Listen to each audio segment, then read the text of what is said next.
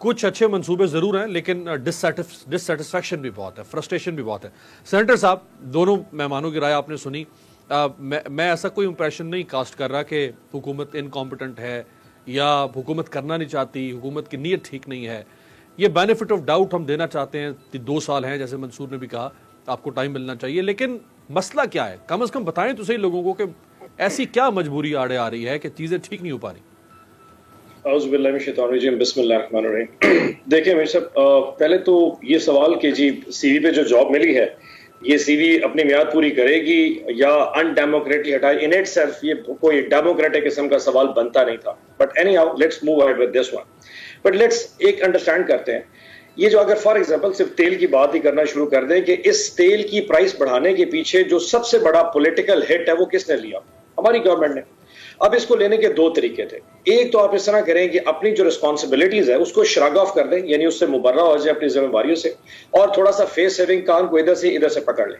यानी कि अगर इंटरनेशनली कीमत बढ़ जाए तेल की, तो आपके पास 2 रास्ते हैं। एक तो आप रेट बढ़ा दें, जिस तरह प्राइम मिनिस्टर साहब ने बढ़ा दिए जी, 10 रुपए बढ़ाएं क्योंकि इंटरनेशनली बढ़ा। और दूसरा किस तरह इसकी हिट ले लेते हैं, तो हमको कहते हैं हम रेट नहीं बढ़ा रहे, कोई मसला नहीं है, लेकिन वो 10 रुपए कहीं ना कहीं पे जाके फिक्स जरूर होने हैं। वो 10 रुपए हवा में नहीं रह सकते।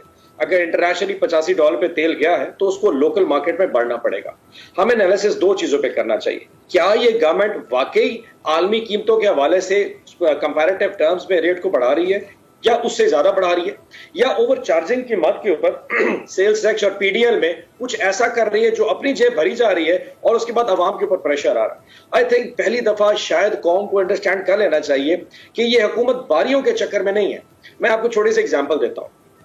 मई 31, 2018 को ओगरा ने लिख के दिया था, नून लीग की गवर्नमेंट का आखिरी दिन था, खाकान अब्बास साहब प्राइम मिनिस्टर, उन्होंने कहा जिस तरह करें आप 12 रुपए लीटर जो है ना वो डीजल बढ़ा दें और 9 रुपए लीटर तेल बढ़ा दें। ये तकरीबन 12% बनता था अब डीजल के ऊपर और तकरीबन 8-8.5% बनता था पेट्रोल की प्राइस पे। उन्होंने लिख के भेजा था कि नहीं हम नहीं बढ़ाएंगे क्योंकि हमारा टाइम खत्म होने वाला है, let's leave it to the next government. अब जो बहादुर लोग होते हैं वो क्या करते हैं, यार नहीं, ये इंटरनेशनल प्राइस के साथ टैग है, ये नुकसान है कौम का, किटी के ऊपर कहीं ना कहीं चार्ज हो रहा है, लेट्स डू इट। एक तो ये तरीका था, और दूसरा है कि उसको बाईपास करके फेंक दिया जाए, ट्रांसफर कर दिया जाए, देखी गई जी अगली हुकूमतें देखेंगी। ये काम हम भी कर सकते थे। ये 10 रुपए की हिट आज बर्दाश्त नहीं करते। सोशल मीडिया पे और प्रिंट इलेक्ट्रॉनिक मीडिया पे आज ये शायद गुफ्तगू ना हो रही होती। 10 रुपए बुक करने के, अमीर साहब मैं छोटा सा खुद इकोनॉमिस्ट हूं, 10,000 और तरीके हैं। आपको शायद अब बता दूं थोड़ा सा, आईएमएफ के साथ जो हमारा तत्तुल का खिलाफ जो चीजें तत्तुल का शिकार हो रही हैं मार्च ले से आज तक, उस पर सबसे बड़ा इशू तो पीडीएल है। उन्होंने कहा जी आपने 610 अरब की फिगर की है, बजट में प्लान किया है कि आपने लेवी इकट्ठी करनी है, आप 5.5 रुपए लीटर के ऊपर चार्ज कर रहे हैं, आप ऊपर लेके नहीं जा रहे, आप कैसे करेंगे? जिसके ऊपर प्राइम मिनिस्टर ने स्टैंड लिया कि नहीं, मैं ऑलरेडी इंटरनेशनल प्राइस की ब्रेंट इतनी ज्यादा ट्रांसफर कर चुका हूं कि मैं उससे ज्यादा अब पीडीएल और सेल्स टैक्स पे वैल्यू नहीं बढ़ा सकता। और वो एक चीज तातुल का शिकार होगी जिसके ऑब्वियसली रेपरकशंस अपनी जगह पे। अब आप इसको सारी चीजों को एक बड़े होलिस्टिकली पिक्चर में देखें। तेल की कीमत बढ़ गई, लेकिन तेल की कीमत के साथ बढ़ते, मैं सिर्फ आज ये भी आपके प्रोग्राम से पहले फिगर देख रहा था, हमने 3 माह में तकरीबन $4.5 अरब का तेल इंपोर्ट किया है। पिछले साल $2.3 अरब का तेल पहले क्वार्टर में इंपोर्ट किया था, सितंबर यानी कि जुलाई सितंबर के दरमियान, डबल द बजट। अब इतनी ज्यादा हैवी इंपोर्ट भी होगी, उसका प्रेशर अपनी जगह इंपोर्ट बिल का आया, वो डॉलर पे प्रेशर डालता है। पूरी पिक्चर इन इट सेल्फ दुनिया की एक इन्फ्लेशनरी जो एक ट्रेंड आया ना, उसने हमारे जैसे इंपोर्ट ओरिएंटेड कंट्रीज अपने उस चक्कर में साइकिल में ले लिया है।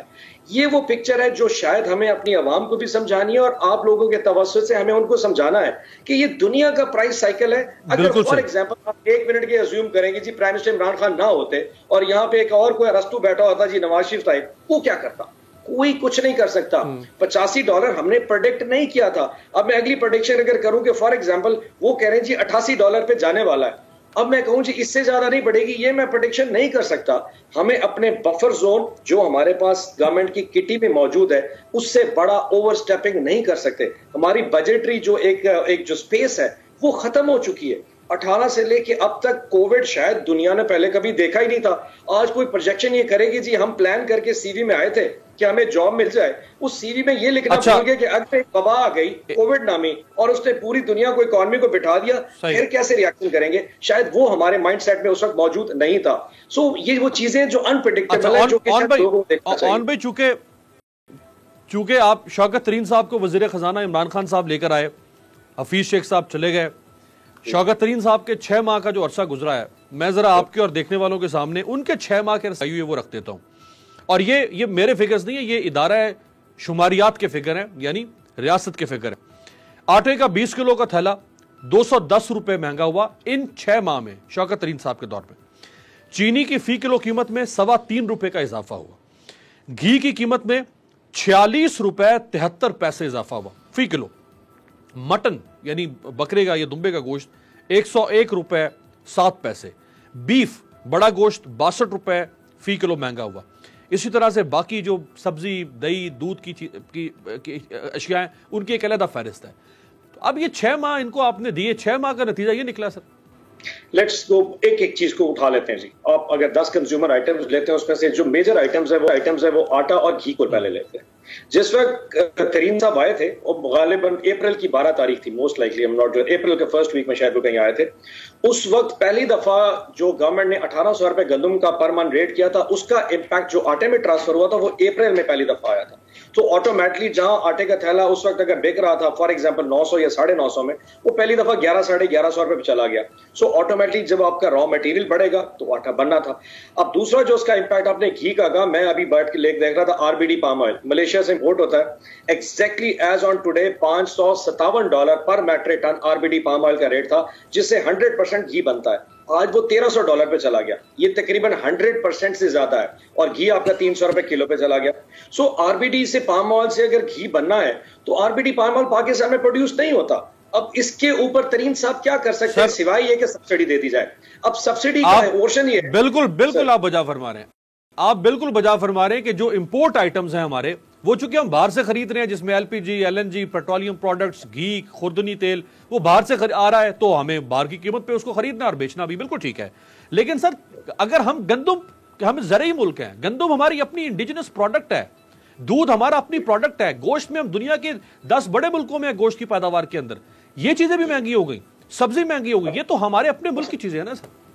गंदम महंगी से वैसे मैं थोड़ा सा अर्ज कर दूं, इस वक्त गवर्नमेंट ऑफ पंजाब के पास और पास्को को मिला के हमारे पास 4 मिलियन टर्म के रिजर्व्स मौजूद हैं, जो कि सफिशिएंट है 1 अक्टूबर से 30 मार्च, ये जो इंटरवीनिंग पीरियड होता है, इसके लिए गवर्नमेंट के पास जो स्ट्रेटेजिक रिजर्व्स हैं वो अपनी जगह मौजूद है। हमें डर ये है कि जो लोगों के पास गंदम पड़ी है, वो अगर उसके पास थोड़ा सा उसकी होर्डिंग शुरू कर दें तो प्राइवेट मार्केट पे रेट बढ़ जाएगा। वरना आज 1075 रुपए का थैला एक्स मिल और 1100 रुपए रिटेल ऑलरेडी बिक रहा है, ये अपनी जगह पे कायम हो गया। सो आटे का ऐसा इतना बड़ा बुरहान नहीं जितना हमें इस वक्त नजर आ रहा है। दूसरा आपने ये कहा कि जो हमारा दूसरा लोकल प्रोडक्ट कौन सा आपने सर कहा, सॉरी आई फॉरगॉट अमीर साहब। मैंने कहा कि जितनी जो हमारी लोकल प्रोडक्ट्स हैं, जिसमें गोश्त है, गोश्त की पैदावार, दूध की पैदावार, इसमें तो पाकिस्तान दुनिया के 10 बड़े मुल्कों में है। ये डिमांड एंड सप्लाई है। आपको मैं थोड़ा ना मुर्गी का बता दूं, मैं मुर्गी को स्टडी किया, मुर्गी का रेट बढ़ने का क्या ताल्लुक है। हुआ ये कि जब कोविड आया था तो तकरीबन 30% के करीब जो हमारे ये शेड्स थे, जिसको कंट्रोल शेड्स कहते हैं या पोल्ट्री मुर्गी खाने होते हैं, वो बंद हो गए बिकॉज अनवाइबिलिटी होगी, मुर्गियां लोगों ने खाना छोड़ दी, रेस्टोरेंट्स बंद हो गए थे, होटल इंडस्ट्री बंद होगी, एयरलाइन इंडस्ट्री बंद होगी, शादियों पे पाबंदी लग गई, एक इतना प्रेशर आया कि हमारे मुर्गी खाने बिल्कुल ठीक है सर।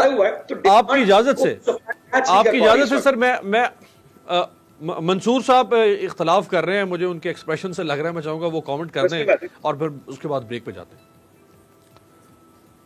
जी मंसूर।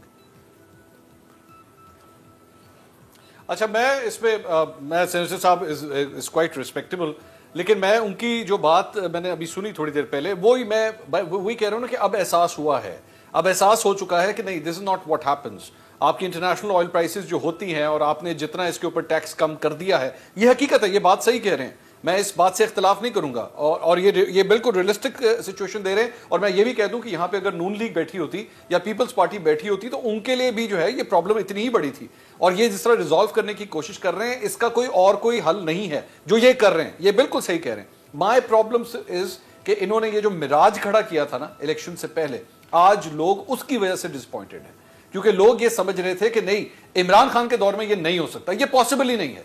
आपने लोगों को ख्वाब इस किस्म के दिखाए, आपने पॉलिटिकल कैंपेनिंग इतनी गलत की, आप लोगों ने जहां पेट्रोल की कीमत 3 रुपए बढ़ती थी, 4 रुपए बढ़ती थी, आप लोग पोस्ट कार्ड्स लेके जो है वो माल रोड के ऊपर आ जाते थे या बाहर सड़कों पे निकल के एहतजाज शुरू कर देते थे, नोइंग दिस थिंग कि भाई हम जो कुछ कर रहे हैं ये गलत है। आपको अच्छा, आज अगर ऑपोजिशन कर रही है ये जो ऑपोजिशन नून लीग कर रही है या पीपल्स पार्टी इनको बैठ के बुरा भला कह रही है, इनको भी पता है पॉलिटिक्स कर रही है। ये सारे प्लेयर्स जानते हैं कि खेल किस तरह खेला जाता है, ऑयल प्राइसेस की क्या सिचुएशन है, हमारा इंपोर्ट बिल क्या है, डॉलर प्राइस जब हम लोग इसको 171 पे लेके जाएंगे तो हमारा जो करंट अकाउंट डेफिसिट है वो कहां से कहां जाएगा, ये सब जानते हैं।